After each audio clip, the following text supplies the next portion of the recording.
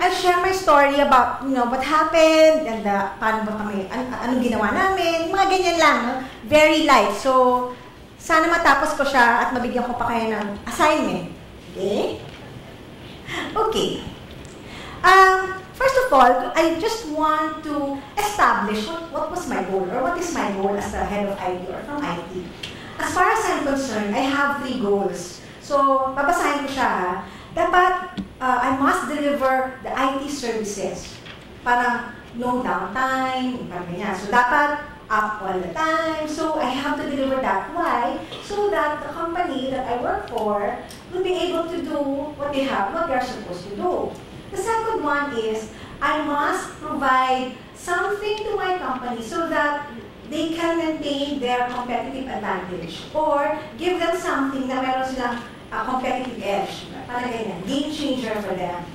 And then the third one is, of course, to manage risks. So, in my mind, ginloop ko siya together into 2. Kailangan there's a balance. Reduce or mitigate risk, and at the same time, yung improve or maintain service reliability, and yung new things. Kailangan balance siya. Bakit? Kapag sobrang dami naman nung ni-introduce ko dito at napabayaan ko yung risk, magkakaroon sila ng, napabayaan ko yung controls, kakaroon sila ng risk. Pag sobrang naman control, wala naman sila magagawa. So it has to be a balance. So, in my mind, ganyan siya parate. Okay? And then,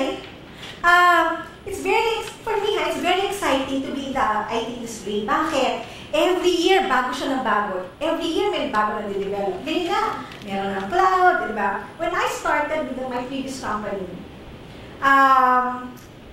paano sila nun eh? Paano ba? Meron silang mga 70 stores nationwide. Okay? So, nagpapadala sila ng data at least every month. Naka-backup, dun pa sa, i-reveal ko na age ko, dun sa malaking, gano'n, ano tawag? Yung 8 disk? Oo, floppy disk na 8-inch, diba? Tapos, para mas mabigay nila yung sales, every day, tumatawag. So, hindi sila sure kung tama yung sinasabing sales.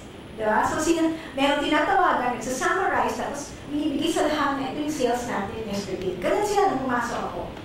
And then there was one time, orientation ko, tinitingnan ko yung tao na nakakatanggap ng disk, diba? So, may isang disk, nakalagay sa envelope, yung envelope, utang na loob, naka-staple. Sa gitna. So, kasama sa stapler, yung disk. At hindi lang siya isang location na galing. Meron pa isang envelope. Sinama doon kasi yung envelope niya gano'n na. So,